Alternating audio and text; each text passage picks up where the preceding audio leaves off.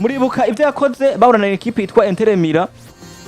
biza gutuma nashaka ino equipe inabagombora igitsindo batako bisanga baje muri prolongation equipe ya Barcelona irasezerera equipe ya witwa Ronda Rojo ku munsi wejo yongeye kuza akora irindi kosa asiga abandi bakinyi 10 mu kibuga bituma equipe yitwa Chelsea Blues izikabatsinda kandi yabarushije hari amajambo menshi yagiye aravugwa mu binyamakuru bitandukanye abatandukanye bitwa bagondogane giye akora ikosa akora akavuga ati nta kuntu na kumwe ushobora gukora ikosa nka Badrey Barkora ukaje ukora amakosa nkari ati iya mureka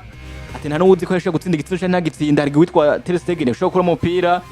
idoga turibukana uvuga ngo bahura na equipe ya Paris ngene vyagenze uwitwa Jamie Karaga wewe uramuze muri legende hariya muri Premier League ego niwe yivuze neza aravuga ngo Barca ikwiye kugurisha Araujo kuko nta kuntu umugwi gumana umukinyi nka Ronda Rojo atagira ubwenge kuguma muri kano kagwa muri equipe ya Barcelona ati equipe ya Barcelona nimba yifuza ivyo yifuza rekura umukinyi yitwa nde Ronda Rojo agenda handi hana ati nta n'ubwenge agira abakinyi baridoga ndi batandukanye none ku munsi w'ejo Red Force Ronda Rojo yasiye gukora andi makosa umukinyi Ronda Rojo no kutagira ubwenge no kutiyumvira ibintu bimugwako mbega kazoza ka Ronda Rojo muri FC Barcelona kaza ko kanarangira gute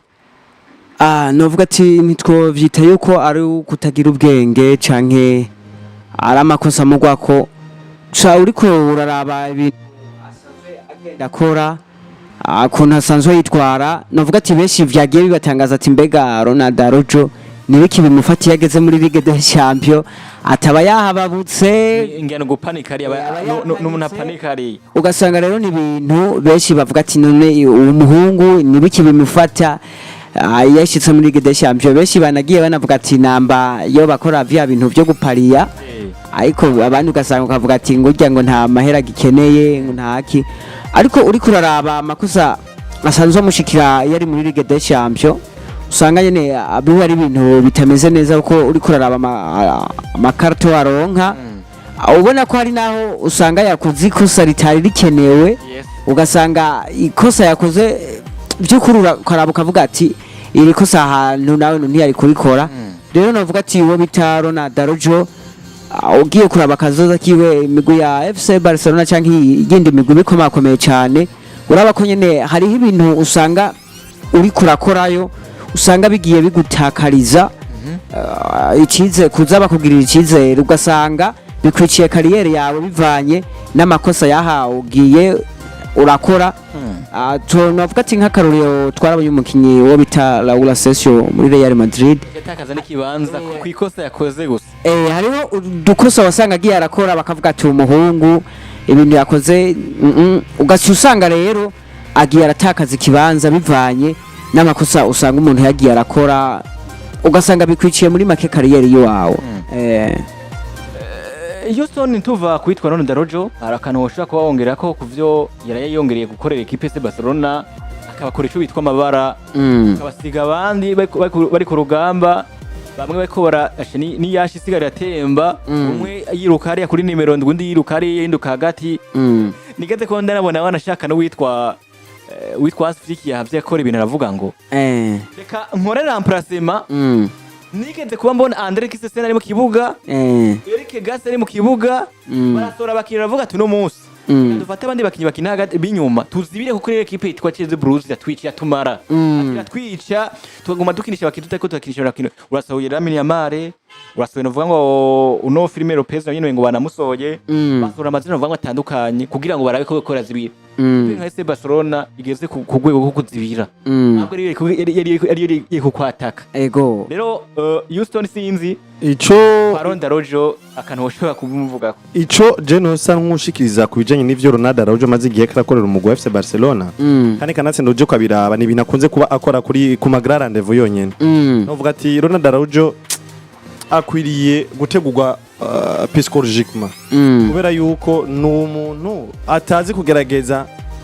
ntazi kujera pressure abariko mu rukino ruba rukomeye muri grand rendezvous n'umukinya agaragara ko yamari kuri pressure no musi tugiye gukina urukino rukomeye birasaba yuko nkora ibishoka byose ntiduhure n'ibibazo canke ntihagire igisindo kiboneka giciye iwanje ngerageze gukora ivyo byose rero bikaza kumutuma yibagira gukoresha ubwenge akihutira kuja gukoresha kugwanira ikosa ritaza guca mu ruhande rwiwe. Ariko Ronaldo nyine kwidugiraho nyene aya makosa yamakora buri munsi yo ariko arava kuki nubu kuko ndiko ndakikwaje kino kibazo numva iri kuradugira amakosa ya Ronaldo ariko arava hehe. Ico nahereye ko bona Didier yavuze ati Ronaldo Araujo numukinyi umengo ku magra rendezvous akinira ku ma pressure abari kuri pressure abagomba gufasha equipe yiwe ngo yigenze neza. Ivyabaye kuri ndavuga kuri Paris Saint-Germain babimutayeko kurumva ivyo byose bitwereka ati rero nivyashika akaronka kandi kanya ko gukina urukino rwa grand rendezvous. Yes, ko gukina grand rendezvous azo bari kuri pressure yo kumva ati ngerageza gukora vyose kugira ngo sinsubire gukora amakosa nkawe nakoze ubwa mbere n'umusore ko waranyagize. Ariko aya mahirwe yadakosa kuyaronka byukuri. Burya rero kuja kugwanira kudakora ikosa naryo nyine ni kosa. Uza gusanga wakoze irindi kosa. Yes, aza kubikora kuri Inter de Milan bisubira kwa kundi nyene mu kino bw'ibanze ndetse n'ukino rwo gusubiriza. Ronaldo Araujo nguwo kuri Chelsea de Blues ni grand rendezvous ukabona neza n'umukinyi akakinira ku ma pressure. Nje ikintu cha pressure rero Ronaldo Araujo nico kiko kiramutera aza kwisanga muri ibi bibazo karagwamwo mu magra rendezvous ya FC Barcelona imukeneye ariko nawe akayikorera amarorerwa nkaye genda arakora. Rero Ronaldo Araujo ni umudefenseur mwiza afise izo nguvu anyaruka ariko kandi kanatsinda benshi numva ko bamwagiriza ati ngo ikibazo c'ubwenge sikirenga kandi Ronaldo Araujo karite yiwe numukinya akinisha inguvu kandi muri box utegeza kugira umukinyi bwa mbere na mbere akinisha ubwenge nundi nawe akinisha inguvu. Witwa Ronaldo Araujo ndashaka kuzomuhindura navuze muri defense equipe yitwa ya FC Barcelona niko Ronaldo Araujo ndo mushya abakinyi babatitire waje no mugubizamwo amakosa agomba akora amakosa n'ama je no mugubizamwo ariko ikintu co a condition yuko bategeza kumutegura mu moto ariko bazomutegura ryari ko amaze gukora amakosa arenga imyaka 3 yikwirikiranya ko bakora ya makosa nyine. FC Barcelona rero nk'inkino zikomakomeye nk'izi gake kabaho mu mwaka Rikuranyu. Ariko muri nko muri quart de finale urahura na Chelsea, demi finale urahuye nka Bayern Munich, muhura na Arsenal gatoye. Ucuga umukora amakosa umva uronka ikibanza. Muhura nakagwi nka Olympiacos. Rikurumva. Muhura na Cabo Bridge. Iyo Cabo Bridge naho nyine uza gusanga Ronaldo aje tatangujwe. Rega muri rusange no muri FC Barcelona ntibagira amahitamwo ya donziza cyane zo kwa mikinishwa muri box. Uno musi barakinisha Araujo ejo Eric Garcia. Iyo akaba rero je mbona Ronaldo Araujo mu buryo bwiza bwo kumuteguramwo. Ubwa mbere na mbere kumva ko mutegura ati je nahisemwo do yanje nziza nzo koma nkoresha muri box ni Ronaldo Araujo na Paco Barca. Ko mwamaze kumenya ariko ari mwebwe Ronaldo Araujo gerageza rero. Gerageza wikosore. Umenya ati ni wewe uri umwami nga abo muri box ni wewe uri utegeza kugera vyose wowe vyononekane kuri wewe uburi umugwi. Uri kurumva ukagerageza kwa mumutegura buhoro undi nandi mukimbo na wohitamwo utireye ku bwawe uravuga ati Ronaldo Araujo aracafise ni mwiza babane bamuha icizere muri equipe ya FC Barcelona banamufashe kumutegura abari ko badukurikirana nivyo bamwongera amasezerano bamwongera bagume bamukinisha Ronaldo Araujo. Ronaldo Araujo numukina nyaruka numukinya afise izo nguvu mbese undi mu defenseur afise inguvu nk'izo Araujo afise muri FC Barcelona nini abandi bose basigaye n'abakinyi bakinisha ibintu by'ubwenge Eric Garcia na Paco Barca ntibakira ibintu bimeze nka bimwe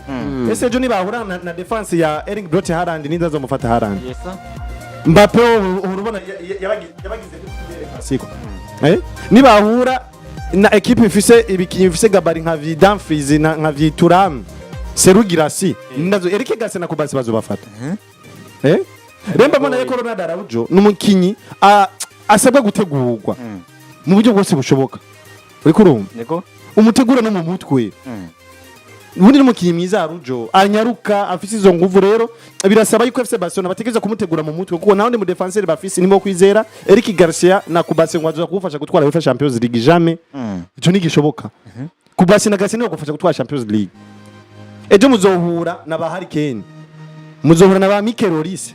ejo Kubarsi wabona yirukanga gute imbere ya Pedro Neto Pedro Neto tegoma mwirukanisha ikibuga cyose agenda n'utegwa gubye hari ibintu rasanga muri defense ururimi nako hari ibintu usanga muri defense biba bikenewe nukeneye ubwo bwenge gusa nukeneye umukinya kenshi ubwenge gusa urakeneye umukinya afise inguvu anyaruka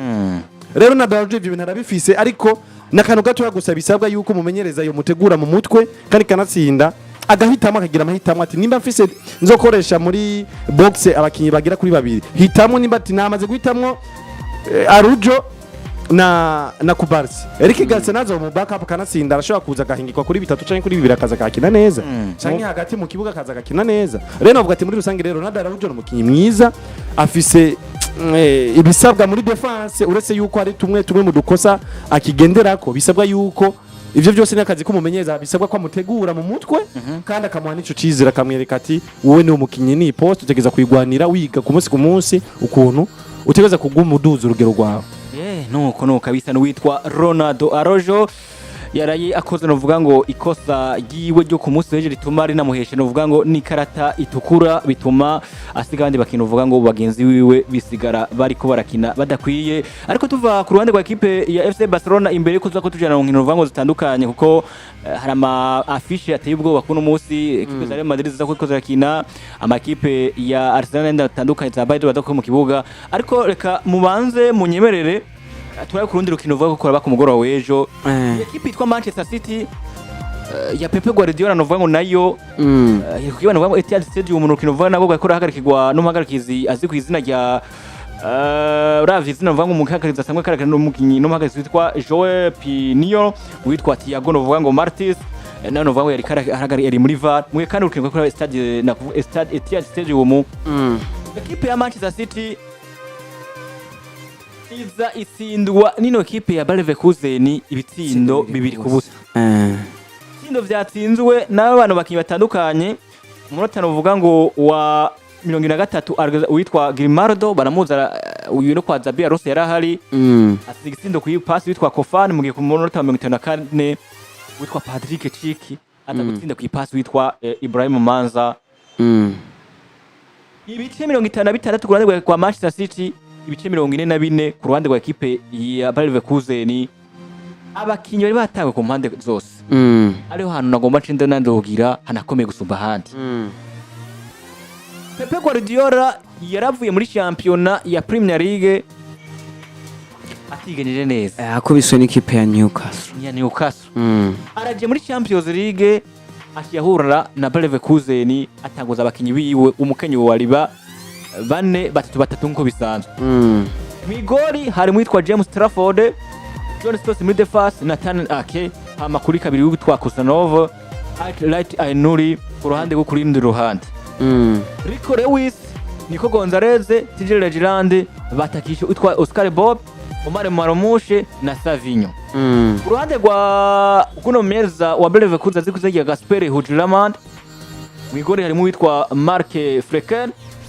defense harimo witwa Ruiki Barde Jalel Kwansa witwa Ernest Poko kuri kabiri Argene Grimaldo kuri gatatu hakati witwa Alexis Garcia Mark Tuleman Ibrahim Manza batakishwe to Kofane witwa Patrick Chiki de force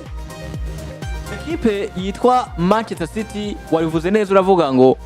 yara gusingwa na Newcastle